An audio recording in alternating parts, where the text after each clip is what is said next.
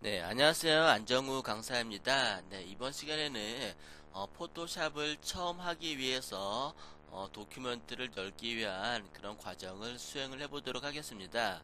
먼저 파일 메뉴 들어가시게 되면은 New라고 있을 거예요. 단축키로는 네, 컨트롤 N이 되겠고요. 이 New를 선택을 하시게 되면은 이와 같은 대화 상자가 나타나게 되는데요. 메뉴에 보시게 되면은 name이라고 되어 있죠. 여기다가 이름을 한번 적어주도록 할게요. 여러분들이 작업하고자 하는 이름을 적어줄 수 있고요. 제가 이름 적는 곳이라고 적어봤어요. 그리고 프리셋이라고 되어 있죠. 여기를 클릭하시게 되면은 얘를 갖다가 어떤 용도로 사용할 건지 선택을 해줄 수가 있어요. 포토샵 작업을 할 건지 또는 웹 작업을 할 건지 비디오 작업할 건지 모바일용인지 나름대로 이 중에서 선택을 해줄 수 있겠고요. 예, 그렇지 않으면은 커스텀 사용자 정의로 선택하시고 여기서 내가 원하는 사이즈로 선택을 해줄 수가 있답니다. width 네, 넓이를 갖다 나타나는 곳이고 height 높이를 나타내는 곳이에요. 그리고 옆에 보시게 되면은 단위가 나와 있는데 어떤 단위로 작업할 건지 픽셀 단위인지 인치인지 센치 밀리미터 여러가지 단위들이 나와 있는데요. 선택을 해주시면 되겠어요. 보통 웹페이지 멀티미디어 작업할 때는 픽셀 단위를 선택을 많이 하고요. 그 다음에 우리가 인쇄용 작업할 때는 센티미터나 밀리미터 작업을 많이 한답니다. 네, 그렇게 해서 사이즈를 선택할 수 있는데요. 제가 센티미터를 선택해 보도록 할게요. 내가 A4 용지로 작업을 하려고 해요. 그러면은 넓이가 21cm이고 그리고 높이는 29.7이 되겠죠. 네, 이런 식으로 내가 인쇄하고자 하는 사이즈를 선택할 수가 있겠고요. 그리고 밑에 보시게 되면은 리솔루션이라고 있어요. 얘는 해상도를 나타나게 돼요. 해상도인데 여기 지금 72라고 나와 있죠. 이 72는 1대1 사이즈예요. 보통 웹용 홈페이지 작업할 때 72로 놓고 작업을 많이 하게 되는데요. 인쇄용에 따라서도 달라지게 돼요. 고급종이냐 또는 저급 인쇄용이냐 신문 용지냐 또는 고급 용지냐 사진 용지냐 카탈로그냐 뭐 그런 거에 따라 달라지게 되는데요. 고급 인쇄는 보통 우리가 300을 놓고 작업을 하게 돼요.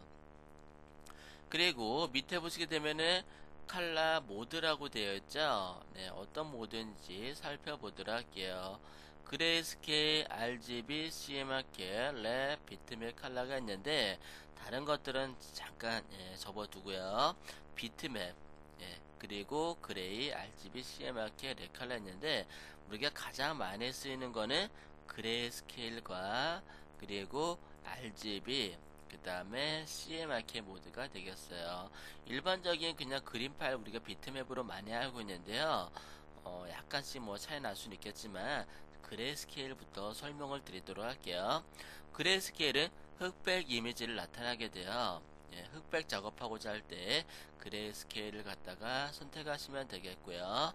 그리고 RGB 컬러 RGB는 빛의 삼원색이죠. 레드, 그린, 블루, 빛의 삼원색이 되겠어요. 이 빛의 삼원색은 눈으로 보는 것들이에요. 그렇기 때문에 멀티미디어 컨텐츠 제작을 하거나 홈페이지 작업할 때, 파워포인트 작업할 때 RGB 컬러를 많이 사용한답니다. 그런데 만약에 내가 홈페이지 작업하려고 해요. 근데 RGB로 작업 안 하고 CMYK로 작업했어요. 그럴 경우에는 앱박이 뜨게 된답니다. 네, 표시가 아예 안 되고 화면상에서는 X표로 나타나게 된답니다. 그러면 네, CMYK 모두 살펴보도록 할까요? CMYK는 어떤 경우에 쓰게 되냐면요. 우리가 인쇄용 작업하고자 할 때 CMYK 모드를 쓰게 돼요. CMYK는 색유의 혼합인데요. 감법 혼합이라고도 한답니다. 네, 감법 혼합. C는 사이안으로 파란색 계열을 말하게 되겠고요. M은 마젠타로 붉은색 계열, Y는 옐로의 약자로 노란색이고요. K는 검정색을 나타내게 된답니다. K값은 검정인데요. 보통 여기는 CMYK 하게 되면은 앞자를 썼는데 CMY까지는 앞자를 썼는데 K값은 맨 마지막 글자를 썼어요. 그럼 왜 그러냐면은 RGB에서 블루하고 겹치기 때문에 K는 맨 끝자리를 쓰게 되었어요. 그 점 알아주시면 되겠어요. CMYK는 인쇄형 모드다. 근데 만약에 CMYK로 작업을 해야 되는데 RGB로 작업했어요. 그런 경우에는 인쇄를 넘기게 되면은 새까맣게 나오게 된답니다. 그렇기 때문에 주의하셔야 되겠죠.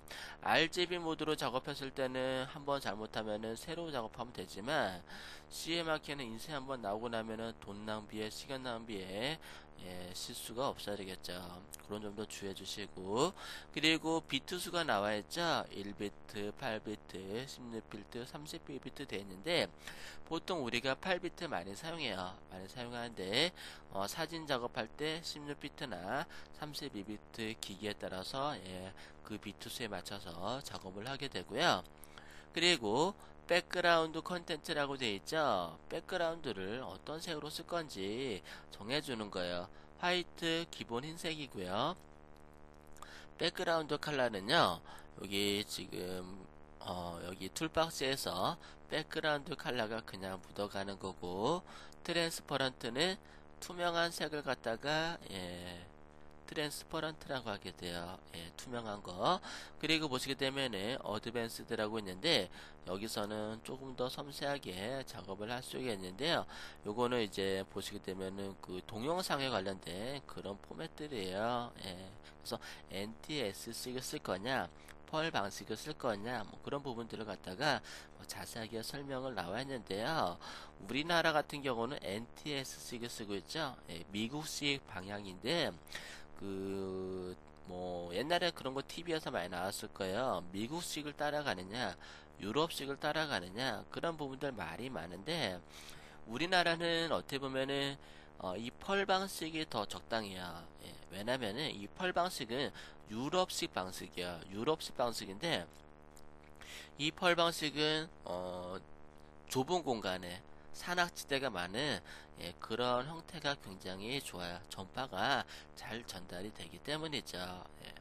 그래서 유럽식이나 우리나라 같은 산악이 좀 이렇게 많은 장소가 좁은 협소한 곳에서는 펄 방식이 유리하다라는 것. 근데 우리나라는 NTSC를 쓰고 있어요. 이 NTSC는 좀 넓은 지대, 좀 미국처럼 광야가 좀 넓고, 워낙 땅 평수가 넓은 곳에서는 NTSC를 쓰고 있어요. 그렇기 때문에 NTSC가 굉장히 평야지대, 큰 대륙에서는 효과가 굉장히 좋죠. 그래서 우리나라는 NTS 쓰기 별로 적당하지 않음에도 불구하고 NTS 쓰고 있어요. 그래서 전파가 제대로 전달이 안 되기 때문에 우리나라는 중계기를 갖다가 설치해서 쓰고 있죠. 안테나를 이용한다거나 대형 중계기를 이용해서 중계소를 설치해서 곳곳에 전파를 다시 한번 보내게 되죠. 중앙에서. 근데 왜 NTS 쓰기 안 좋음에도 불구하고 NTS 쓰고 있냐? 그거는 좋은 정치적인 문제가 굉장히 많이 개입이 되어 있는데요. NTS 쓰기는 우리 미국이라든가 아니면은 우리나라에서 많이 쓰고 있는데 유럽은 펄 방식, 그리고 또 어느 나라가 펄 방식을 쓰고 있냐면요, 북한이 펄 방식을 쓰고 있어요. 그러면은 이 펄 방식을 갖다가 북한이 쓰고 있으면은 우리나라에서도 펄 방식을 쓰고 있어요. 그럼 어떻게 되겠어요? 우리나라가 북한 방송을 다 들을 수가 있어요. 옛날에 그런 경우 있었죠. 우리나라 사람이 북한 방송 들고 있으면은 간첩으로 오인받기도 있겠죠. 그리고 북한도 마찬가지예요. 북한도 우리나라하고 주파수가 같으면은 북한에서도 우리나라 방송 다 볼 수 있고, 근데 북한에서는 우리나라 방송을 못 듣게 좀 제재를 많이 하는 편이죠. 그렇기 때문에 어쩔 수 없이 우리나라는 NTSC를 쓰고 있는 거고요. 옛날에 심영래 감독이 그 유럽에서 영화 탭을 갖다가 정말 공부하기 위해서 많이 사들어왔대요. 근데 하나도 볼 수 없었다고 해요. 예, 이런 NTSC 방식 우리나라는 적용하고 있는데 예, 펄 방식으로 쓰고 있으니까 돈 들여 사갖고 왔는데 전혀 볼 수 없었다고 그런 게 예, 일화도 있었는데 예, 그런 차이점을 나타내는 겁니다. 네, 어때요? 오늘 뭐 기본적인 새로운 캠퍼스 선택하는 거 이렇게 배웠는데요. 많은 것을 공부했으리라는 생각이 들어요. 오늘은 여기까지 하도록 할게요. 수고하셨어요.